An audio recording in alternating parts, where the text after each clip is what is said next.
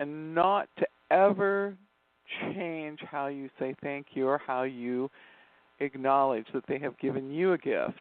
And for me, that's been so good because I stay neutral in my process. I'm simply thanking them for acknowledging me, and the material part is the part that keeps us all connected and is simply the exchange of energy.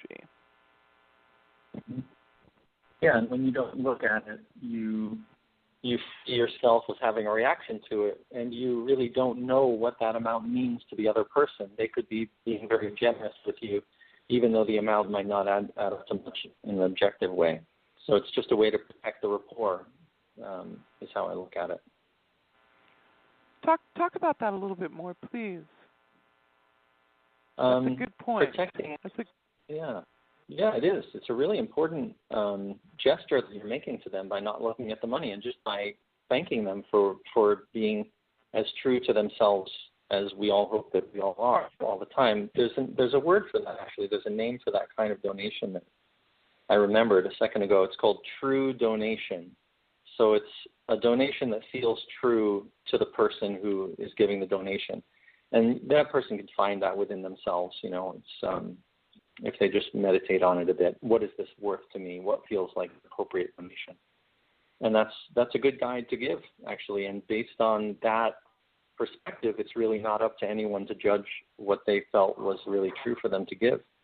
And by not looking at that, you're really doing what I am trying to advocate for here, which is to uplift our spiritual life by uplifting our relationships through communication skills, is really devoting ourselves to being in rapport with other people inside authenticity.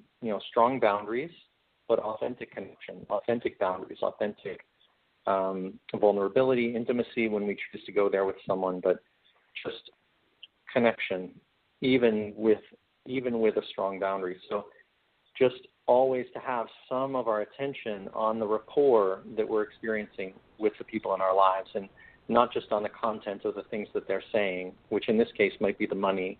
The money might be the content, but really there's a spirit behind that content, and to really honor the spirit of connection and rapport is the way to develop the kind of relationships that we want over the long term.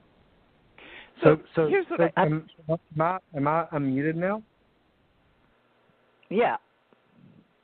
I do. I know this is y'all's show. I'm a caller. They unmuted me. What's your name? Like my name is Zachary. Tell James what your name is. Yeah, Zachary, I see your number a lot on my show, so thank you for following us. James Tolley, this is Zachary. He's one of our regular people. He follows our show. So, James, is it okay if he asks a question? Absolutely. Thank you. Thank you. I'll mute now. Thank you, ma'am. That was very nice of you to introduce us that way. So I find this conversation very interesting. So I would say to you, I come from Appalachia, where people have nothing. Everybody are, pretty much in poverty. The majority of people are in poverty. And even those who are not in poverty think of themselves as middle class, but they're not middle class compared to the rest of the world. I have a problem with what you guys are doing. Okay. You're saying that, hey, let them give whatever they can, and I respect that. I truly respect that. That's way better than any evangelist that comes out and says, I don't care about your class system. I don't care about nothing. Just give me your money. So I respect you for the fact that you honor $1 as much as you honor $1,000. I truly respect that. But you are making spirituality, and I really do respect it, but you're making spirituality a commodity. You're buying into the market. I believe you are, because let's look at Islam. Let's look at monks. Let's look at Orthodox. These people work for spirituality. Let's look at the people who approach me and ask me for my time and my energy and my love and my support and my encouragement. And then I wonder if I can step in here for a minute, because I No, because you're going to cut me off. But I'm not. I'm trying to be very respectful, and that's fine. That you have a service that you want to sell. You have a service that you want to sell, That is totally fine. Who are you being respectful to, Zachary? Who are you being respectful with? No, I said that you acknowledge that not all class can pay the same thing. I acknowledge that it's a service, it's a work, it's a job for you. I acknowledge that, and that there is a fallacy. You think of spirituality as a job, as a career. Do I think of it that way? Here, Suzanne, I would really like to engage with Zachary. Can I do that, please? Can I cut in real fast? Just let me interject one thing. I was going to become a preacher. I put my time in. I did everything. But when you join the priesthood, you have to say you're going to donate 40% of your salary to the church. I was becoming a born-again Christian. The other thing is, when you become a priest, minister, rabbi, whatever you want to say, you got a temple and a place, and you're paid for it. Everything's paid for. You don't have to work. If you were living on the street and preaching, okay, so see how long you would live. Wait. You're coming from New Age, Reformation, Not Reform. New Age. Religion Do you realize in Islam? Do you realize in Islam you do not get paid for being a scholar? You do not get paid for being imam. You do not get paid to sell the Quran. The Christianity, see, you're making my whole point for me. The reason Christianity is losing people and why nobody wants to be Christians anymore is because now it's all, Billy Graham, buy my book, pay to No, they're New Age people. They're not Christians. They're New Age people. So when you say Christians, there's 2.4 billion Christians. All spirituality. What about Zachary? If I gave you an enormous amount of respect and I said you have value and your opinion matters to me, and I respect what you have to say, and I see the validity of your point. It is about me having a deep respect for you being willing to talk about your point of view in a public forum and to speak from your heart. I appreciate it. And if people want to pay you for your spirituality, I have no problem. I'm just talking about you. What if I said to you, I respect you, I appreciate you, I think what you have to say is valid, and I don't disagree with you, and I think what you say in your words and your intention by speaking from your heart is important. I understand what you're doing. I truly do. What I'm saying is that people only grow spiritually through struggle. You cannot be taught struggle. You cannot learn struggle. How about I respect you, and I respect your philosophy, and I respect who you are, and I respect what you have done, and I respect your intention. Hey, Zachary. Zachary. Yes. I love people. Let me ask you a question, Zachary. How long have you been listening to my show? This is TJ, Teresa Jeanette Thurman Morris. I lived in Appalachia for 20 years. Let me tell you something. Let me tell you something. You're in my church right now, and guess what? This church has cost me about $10,000 in 8 years, and I don't remember ever getting a penny of help from you. So how are you helping me by being on my show tonight? How are you helping all these people?